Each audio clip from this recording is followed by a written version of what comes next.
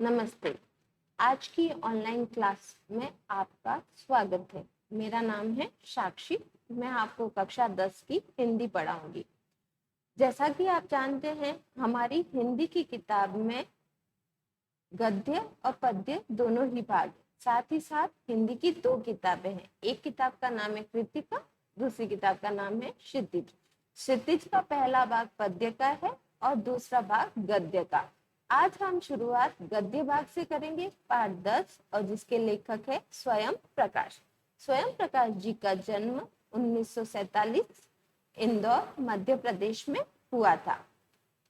Mechanical engineering की पढ़ाई करके एक औद्योगिक प्रतिष्ठान में नौकरी करने वाले स्वयं प्रकाश का बचपन और नौकरी का बड़ा हिस्सा राजस्थान में बीता।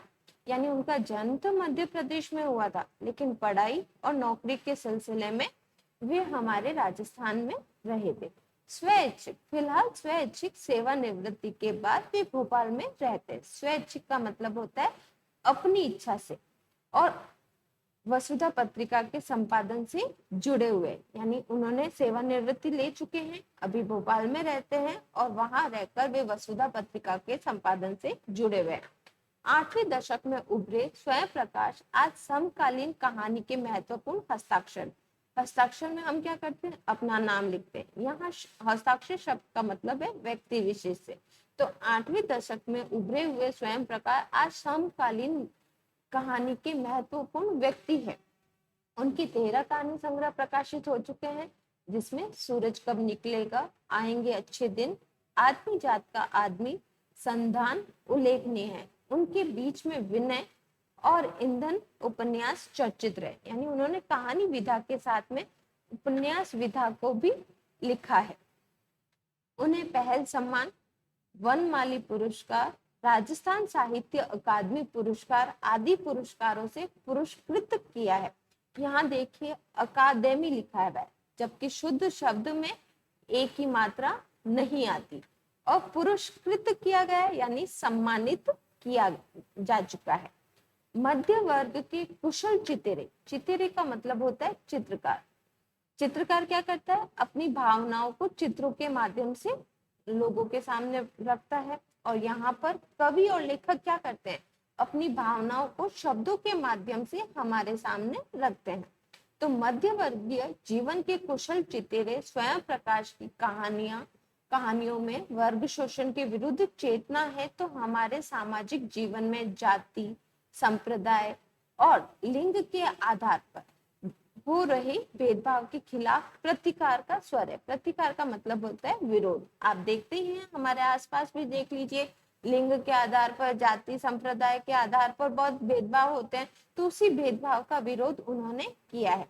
रोचक किस्सा गोई शैली में लिखी गई उनकी कहानियां हिंदी की वाचिक परंपरा, वाचिक यानी बोलना, वाचन का मतलब तो बोलना होता है, वाचिक परंपराओं को समृद्ध करती है। ये था हमारे लेखक स्वयं प्रकाश जी का परिचय। अब हम पाठ परिचय की तरफ चलते हैं। हमारे पाठ का नाम है नेताजी का चश्मा। तो पाठ परिचय में क्या है, नेताजी सुभाष चंद्र बोस की बात होगी यहाँ पर, और वो हमारे देश के एक प्रमुख स्वतंत्रता सेनानी रह चुके हैं। चारों ओर सीमाओं से घिरे भूभाग का नाम ही देश नहीं होता। देश बनता है उसमें रहने वाले नागरिकों, नदियों, पहाड़ों, पेड़ पौधों, वनस्पतियों, पशु पक्षियों से, और इन सबसे प्रेम करने तथा इनकी समृद्धि के लिए प्रयास करने का नाम देशभक्ति है। जैसे कि हम अपने आस पड़ोस में देखते हैं, ईंट पत्थरों से बना हुआ मकान होता है, लेकिन जब उस मकान में लोग रहते हैं तो हम क्या कहते हैं, ये मोहन जी का घर है, ये मोहन जी का परिवार यहाँ रहता है। लेकिन जब तक उस घर में कोई नहीं रहता है तो हमारे मुंह से क्या निकलता है कि ये मकान किसका है, मोहन जी का। तो उसी प्रकार देश में जब तक नागरिक नहीं होंगे, नदी, पहाड़, पेड़ पौधे, वनस्पति नहीं होगी, तब तक तो हम उसको क्या कहेंगे, एक भूभाग के रूप में ही जानेंगे।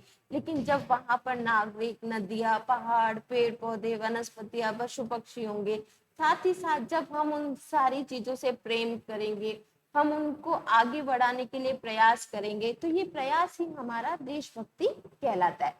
नेताजी का चश्मा कहानी कैप्टन चश्मे वाले के माध्यम से देश के करोड़ों नागरिकों के योगदान को रेखांकित करती है। तो हमारा जो देश है, उस देश को आगे बढ़ाने में, उस देश के निर्माण में बहुत सारे लोगों का सहयोग रहता है।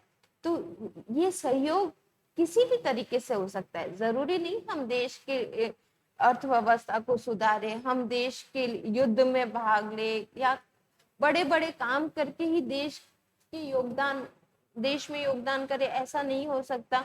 तो नेताजी का चश्मा इसमें प्रमुख पात्र है। कैप्टन जो एक चश्मे वाला है, उसके माध्यम से हमारे देश के नागरिकों के योगदान को रेखांकित किया गया, जो इस देश के निर्माण में अपने अपने तरीके से सहयोग करती है। कहानी यह कहती है कि बड़े ही नहीं, बच्चे भी इसमें शामिल है। यानी देश को आगे बढ़ाने में, देश के लिए कुछ करने में सिर्फ बड़े लोगों का योगदान नहीं रहता, बल्कि उसमें हमारे देश के बच्चे भी सम्मिलित रहते हैं, क्योंकि बच्चे ही हमारे आने वाले समय के क्या है, कर्णधार है। वही हमारे देश को आगे बढ़ाएंगे, वही हमारी नींव है आगे जाके। तो हमारे देश के बड़े लोग ही नहीं, बच्चे भी देशभक्ति में जुड़े हुए हैं। आगे पाठ हम कल पढ़ेंगे।